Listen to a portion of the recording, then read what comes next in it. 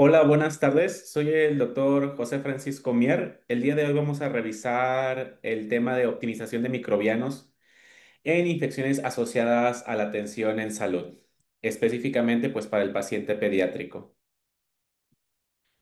Bueno, ¿qué es la optimización de antimicrobianos? La optimización de antimicrobianos es un enfoque sistemático para mejorar el uso de los antibióticos con el objetivo de lograr cuatro puntos importantes, que son resultados clínicos óptimos, minimizar los efectos adversos, reducir la resistencia a los antimicrobianos y disminuir los costos asociados a estos fármacos.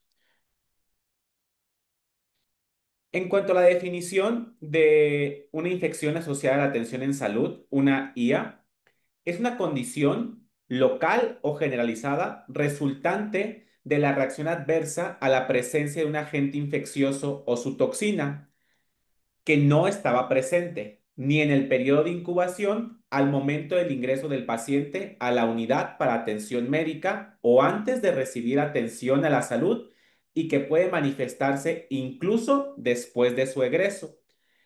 Algunos autores comentan 48 horas, 72 horas después o posterior al ingreso a hospitalización, pero no hay como un término bien definido. Entonces, este término es el que propone el Manual de Procedimientos Estandarizados para la Vigilancia Epidemiológica de las Infecciones Asociadas a la Atención en Salud en su actualización del 2024. Está el contenido descargable de manera gratuita en la plataforma. Aquí les dejo la referencia en la base.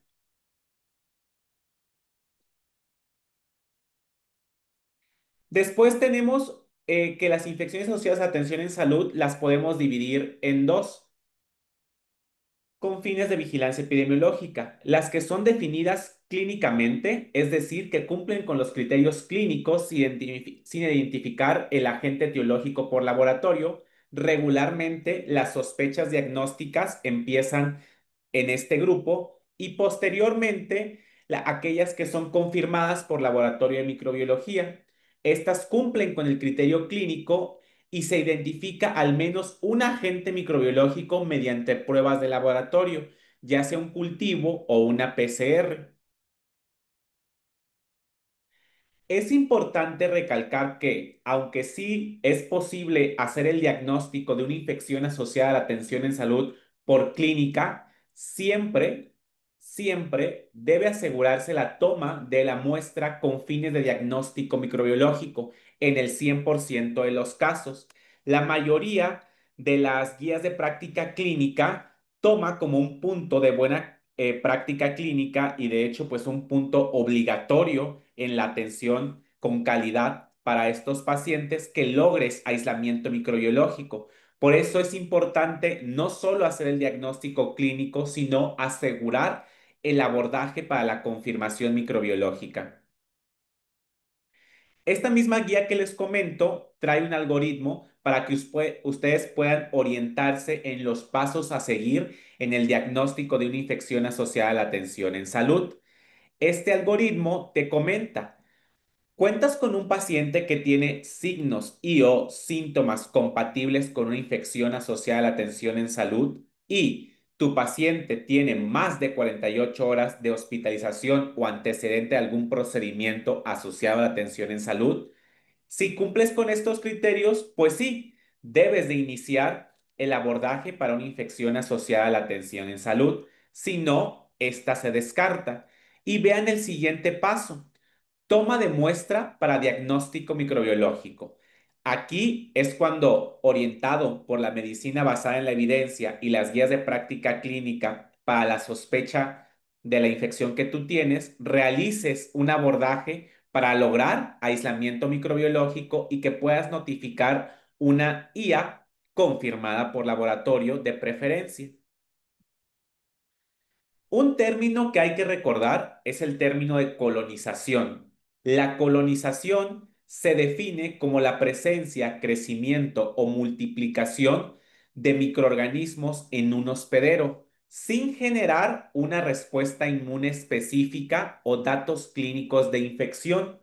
Las colonizaciones no son consideradas como infecciones asociadas a la atención en salud. ¿Qué quiere decir esto?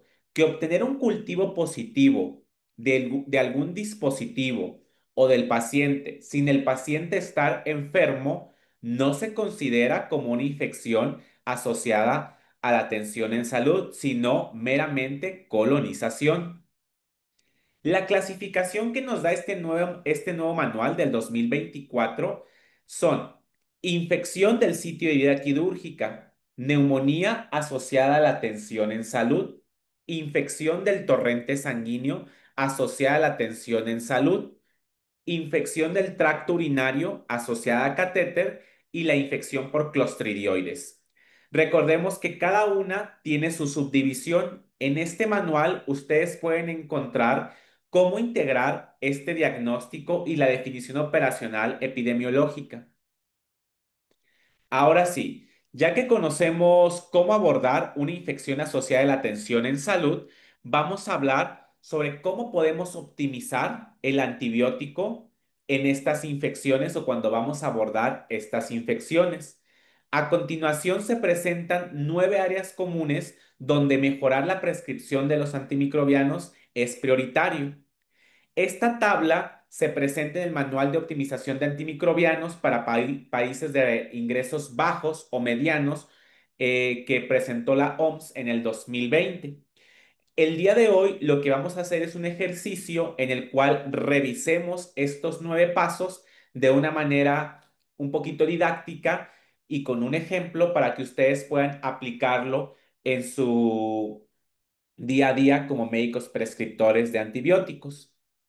Entonces, lo primero es la elección del antibiótico empírico. Cuando ustedes ya sospecharon de la infección en la atención en la salud, podemos hacer uso de este rompecabezas de la elección terapéutica antibiótica.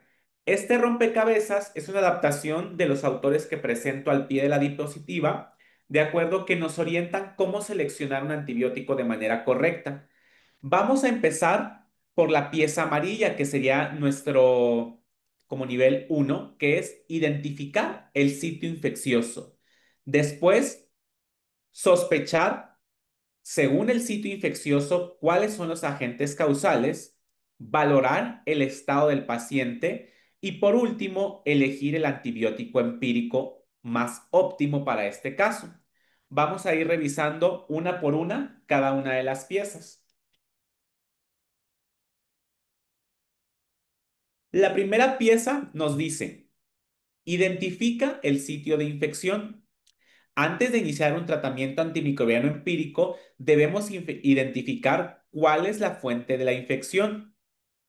Es decir, esto lo logramos con una sospecha clínica y nos vamos a apoyar de la evidencia científica para cumplir con los criterios diagnósticos requeridos. Ejemplo, aquí tenemos algunas de las infecciones asociadas a la atención en salud más frecuentes. Ventriculitis, infección del torrente sanguíneo, neumonía asociada al ventilador, cauti, peritonitis secundaria, infección del sitio idea quirúrgica. Y encimita de estos tenemos los factores de riesgo que los hacen diagnósticos a una infección asociada a la atención en salud. Si alguno de sus pacientes presenta alguno de estos factores de riesgo, podemos sospechar, según la clínica, en alguna de estas infecciones asociadas a la atención en salud. Lo primero sería identificar a cuál de estas nos estamos enfrentando. Posterior a eso, ya que identificamos la infección asociada a la atención en salud, debemos de buscar cuál es la evidencia científica, la guía de práctica clínica, los consensos internacionales o la normativa que vamos a seguir. Esta normativa nos va a decir cómo confirmar ese diagnóstico y así pasar a la parte siguiente de nuestro rompecabezas. ¿Cuáles son los agentes etiológicos probables que pueden causar la infección que nosotros sospechamos? Entonces, según el diagnóstico integrado, vamos a determinar cuáles son los probables microorganismos y con ello orientarnos mejor a la opción del antimicrobiano más óptimo. En este paso es muy importante hacer los estudios que nos indiquen las guías de práctica clínica para lograr identificación microbiológica. Esto con el objetivo de que posterior al iniciar una terapéutica empírica logremos aislamiento microbiológico y terapéutica dirigida. Por ello, es importante revisar las guías del diagnóstico clínico integrado para que éstas nos orienten sobre qué estudio de apoyo diagnóstico vamos a requerir para hacer la confirmación del diagnóstico mediante aislamiento microbiológico. Aquí ponemos unos ejemplos. Que sospechamos en un paciente de ventriculitis porque tiene una válvula de derivación ventrículo-peritoneal. Pues necesitamos una muestra de líquido cefalorraquídeo. Que sospechamos en una infección del torrente sanguíneo asociada al catéter hemocentral y hemoperiférico. Cultivo de secreción bronquial si nuestro paciente está intubado y así dependiendo de la fuente que estemos analizando.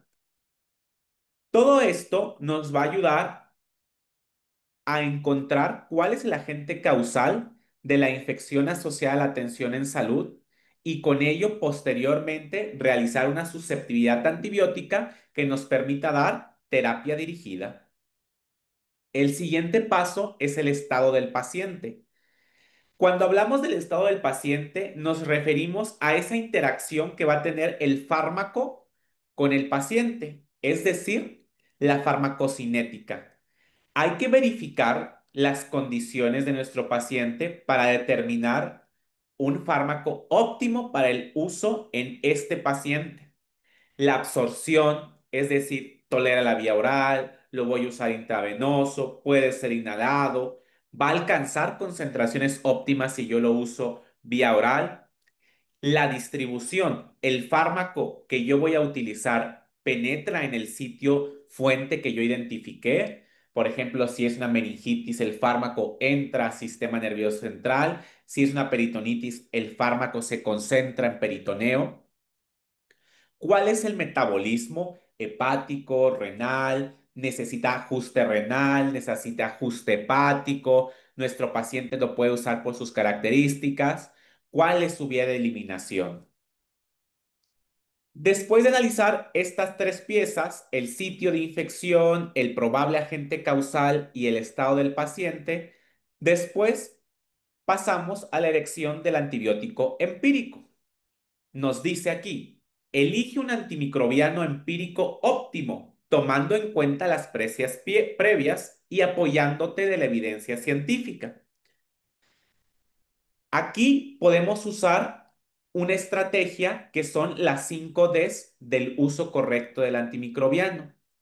Se refiere a la estrategia para optimizar su uso y prevenir la resistencia. Este enfoque integral busca asegurar que los antimicrobianos utilicen de manera efectiva y segura, minimizando los riesgos asociados a su uso inadecuado. Por ejemplo, en un paciente que tiene neumonía asociada al ventilador, como diagnóstico, yo inicio de manera empírica un tratamiento contra pseudomonas, bacilos gram negativos. ¿Por qué? Porque la guía de práctica clínica me dice, para tu sospecha diagnóstico, estos son los probables microorganismos.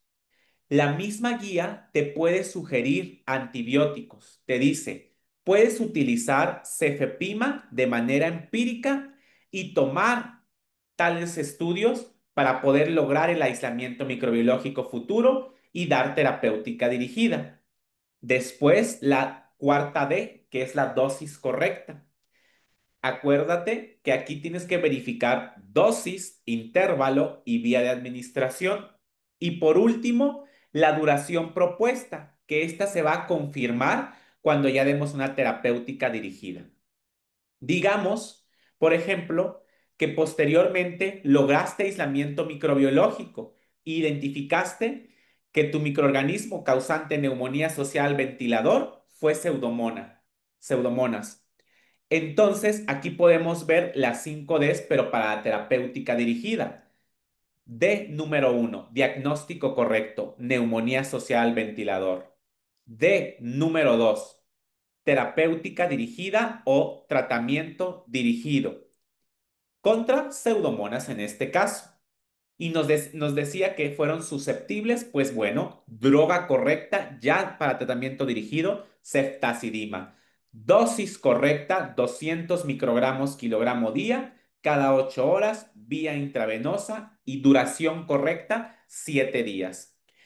Estas 5D, diagnóstico correcto, terapéutica dirigida, droga correcta, dosis correcta y duración correcta, nos la dan las guías de práctica clínica, pero debemos de hacer el abordaje correspondiente para poderlas utilizar. Vean cómo algunos autores la segunda D la pueden marcar como desescalamiento o terapia dirigida porque ya cuentas con un microorganismo aislado. Por último, algunos autores han adaptado estas guías y ponen una D, pero como desescalamiento o rotación a vía oral en los padecimientos que sí se puede rotar el antibiótico, que en el caso de nosotros, como estamos hablando de infecciones asociadas a la atención en salud, no contamos con esta posibilidad de una rotación a vía oral. Sin embargo, si ustedes buscan las 5Ds para el manejo del antimicrobiano por la consulta externa las pueden encontrar como desescalamiento. Otros autores pues adaptan esta información como la Sociedad Española de Infectología Pediátrica, que usa 4 puntos que son diagnóstico, cultivo y tratamiento empírico, interrumpa, ajuste y pase a vía oral y por último 4, verifique la duración óptima. También en Estados Unidos tienen los Antimicrobial Stewardship, que son como los PRO aquí en México, que también tienen las 5Ds, que para ellos son diagnóstico, droga, dosis, duración y desescalamiento. Otros, como en Europa, tienen 4Ds, haciendo referencia a droga, dosis, ruta de entrega, duración y desescalamiento. E incluso también los dentistas han adaptado las Ds para el uso en las patologías en las que ellos utilizan antibióticos. Realmente no importa cómo las adapten, disculpen, un error. No importa cuántas Ds utilicen, sino que las adapten a la situación en la que estén trabajando, optimizando de la mejor manera posible el antibiótico a utilizar. Muy bien. Ya que hicimos las 5Ds para la terapéutica empírica, veamos cómo las podemos utilizar, pero en la dirigida. Si ya logramos fuente infecciosa e identificación microbiológica, pues ahora ya nos van a entregar un antibiograma donde nos va a hablar de la concentración mínima inhibitoria, es decir, la concentración más baja de un antimicrobiano necesaria para determinar la inhibición de un inóculo bacteriano. Y esta se mide con la exposición de microorganismos a concentraciones con diluciones seriadas. Es una medida in vitro que refleja la capacidad del antimicrobiano para inhibir el crecimiento de las bacterias. El valor numérico no es absoluto y depende del microorganismo y el antimicrobiano, además del sitio fuente de infección. Vean aquí nos reportan las concentraciones mínimas inhibitorias y su interpretación. Esta interpretación puede ser en 3 categorías. Sensible, refiriéndose a que tiene una alta probabilidad de éxito terapéutico; resistente, una alta probabilidad de fracaso; e intermedio, que se asocia a un efecto terapéutico incierto, cuya respuesta terapéutica puede ser inferior a la presentada por cepas sensibles. Por lo tanto, se recomienda utilizar antibióticos que tengan una categorización de SUMIC sensible. Esta categorización o estos parámetros los deciden ciertas asociaciones y ellos nos presentan estos manuales, por ejemplo. Si tú aíslas un estreptococo y quieres ver su susceptibilidad a cefepima en sistema nervioso central, te dice tienes que tener una concentración mínima inhibitoria menor o igual a 0,5 para que sea sensible, 1 para que sea intermedia, y si te reportan una concentración mayor a 2, pues es resistente. De preferencia, no utilizarlo. Por último, para escoger el antibiótico dirigido, hay que realizar un análisis fenotípico de los resultados de las pruebas de susceptibilidad, basado en el conocimiento de sus mecanismos de resistencia, infiriendo la presencia a partir de los fenotipos obtenidos.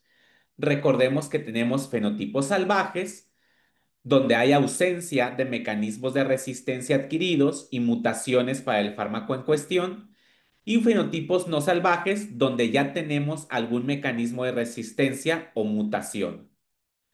Entonces, podemos decir que los mecanismos de resistencia de las bacterias, hay algunos que son naturales o intrínsecos, que son expresadas por los fenotipos salvajes, y los adquiridos, que es necesario que el microorganismo adquiera de forma horizontal o mediante una mutación de su material genético el mecanismo de resistencia.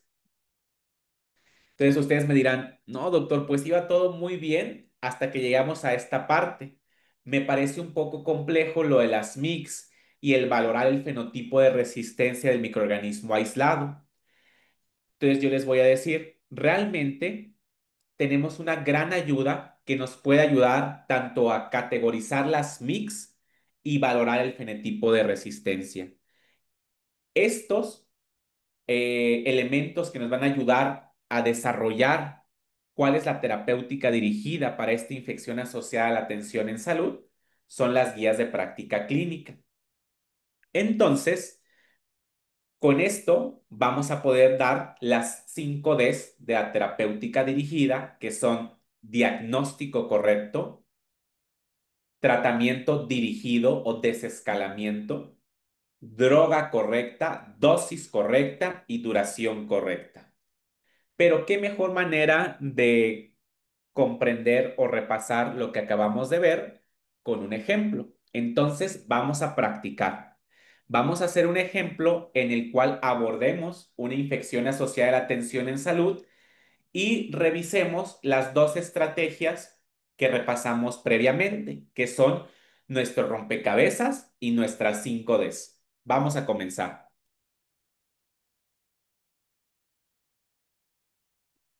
A continuación tenemos un paciente masculino de 4 años de edad, previamente sano.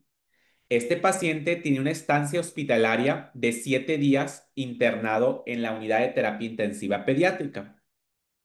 Su diagnóstico era una neumonía adquirida en la comunidad por Streptococcus pneumoniae y estaba siendo manejado con una terapéutica a base de ceftriaxona cada 12 horas. Estaba en su día 6 de tratamiento. Ustedes están a cargo de este niño y de repente les dice su enfermera, doctor, el paciente tiene fiebre, 38,5 grados. Llama la atención que el paciente, posterior al inicio de tratamiento con ceftriaxona, llevaba 5 días afebril y actualmente se presenta febril y con taquicardia persistente a pesar de manejar la fiebre y remitirla con antipiréticos. Vamos a empezar. Vamos a hacer uso entonces de nuestro rompecabezas para la elección de la terapéutica antibiótica empírica. Nuestra primera pieza dijimos que era identificar el sitio infeccioso. Cuando buscamos el sitio infeccioso, ya después tenemos que buscar cuál es el probable agente causal para más o menos valorar qué antibiótico le vamos a dar y valorar nuestro estado del paciente para al final encontrar nuestras 5 Ds. ¿Quién nos va a ayudar en todo este camino? La guía de práctica clínica. Pero para escoger qué guía de práctica clínica vamos a utilizar, primero tenemos que realizar el diagnóstico de sospecha de nuestro paciente. ¿Cuál sería el diagnóstico infeccioso? ¿O podríamos pensar en algún diagnóstico diferencial no infeccioso?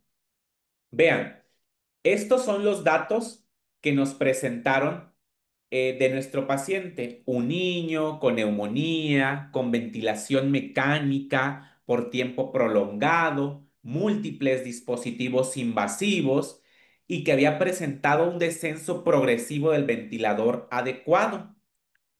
Nosotros realizaremos entonces un abordaje para los probables sitios. Veamos, si tiene un tubo endotraqueal, tiene el factor de riesgo para neumonía asociada al ventilador. Si tiene un catéter venoso central, tiene el factor de riesgo para una infección del torrente sanguíneo asociada al dispositivo. Y si tiene una sonda urinaria, tiene el factor de riesgo para una infección del tracto urinario asociada al catéter. Por lo tanto, lo principal en este paciente a hacer de manera inicial es estudios rápidos que nos orienten a la fuente infecciosa y estudios confirmatorios que van a tardar un poco más, pero al final nos confirmarán el diagnóstico y, más importante, el aislamiento microbiológico. Vean, aquí están los resultados de los estudios que le pedimos a nuestro paciente. Tiene leucocitosis, neutrofilia, proteína C reactiva elevada y procalcitonina positiva en 10. Vean cómo aquí, para el abordaje de pulmón, nos dice, oye, tiene una radiografía de tórax normal. Y ya nos habían comentado que los parámetros del ventilador estaban en descenso. Por lo tanto, tal vez no nos acercamos o no nos orienta tanto a una neumonía asociada al ventilador. Por otro lado, en el tracto urinario nos dice, oye, tu examen general de orina con recambio de sonda, porque es la técnica adecuada, presenta nitritos negativos, sin esterasa leucocitaria, sin piuria, bacterias negativas. Por lo tanto, también podemos descartar la infección del tracto urinario. Sin embargo, al observar leucocitosis, neutrofilia, proteína C reactiva elevada y procalcitonina positiva, nuestra, esto nos orienta a una probable infección del torrente sanguíneo asociada al dispositivo. ¿Qué sigue? Corroborar el sitio o la fuente de infección. ¿Cómo lo voy a corroborar? Con un hemocultivo central y periférico. ¿Cómo sé esto? ¿Por qué? Porque yo utilicé la guía de práctica clínica para la sospecha de infección del torrente sanguíneo asociada al catéter, la cual nos dice que para corroborar la infección hay que tomar un hemo central y un hemo periférico. Siguiente punto de nuestro rompecabezas. ¿Cómo está tu paciente? Aquí nos dice que nuestro paciente es un previo sano, aparentemente no tiene datos de choque y se encuentra estable. Por lo tanto, pues solo tendríamos que considerar la función renal, la hepática, pero aparentemente en este paciente está bien. Por último, el patógeno. Nuestra guía, que seleccionamos según la fuente infecciosa, nos dice, oye, los probables patógenos que se asocian a una infección del torrente sanguíneo pueden ser Pseudomonas, E. coli, MRSA. Te podemos orientar a terapéuticas empíricas para estos agentes. Aquí me gustaría hacer un paréntesis importante. Si en su unidad hay un equipo de optimización de antimicrobianos o un infectólogo, en este punto es importante interconsultarlos. ¿Para qué? Para que ellos nos orienten sobre los microorganismos asociados a este tipo de infecciones en nuestra unidad hospitalaria. ¿Por qué? Porque muchas guías lo que nos presentan es epidemiología de otras unidades y no estamos seguros si son las correspondientes a la nuestra. Por eso, los equipos PROA o los servicios de infectología hospitalaria nos pueden orientar a una terapéutica empírica según los microorganismos de nuestra unidad. Sin embargo, si no contamos con estos elementos, podemos utilizar la guía de práctica clínica o la evidencia científica que consideremos para el foco sospechado. En este caso nos dice, oye, tienes que dar cobertura para bacilos gram negativos y para cocos gram positivos tipo MRSA. Ellos mismos, o sea, las guías de práctica clínica, te van a hacer una sugerencia del antibiótico empírico, llegando así al último punto de nuestro rompecabezas, a las 5 Ds de la correcta optimización del antimicrobiano empírico. Diagnóstico correcto, infección del torrente sanguíneo asociada al catéter. Un tratamiento empírico, sospechando de pseudomonas, bacilos gram negativos y MRSA, la guía nos recomendaría meropenem vancomicina. En caso de que ustedes no cuenten con la guía, elijan un antimicrobiano que les dé cobertura para los microorganismos más probables según la fuente. Dosis correcta nos las da la guía y duración correcta la vamos a determinar según el aislamiento.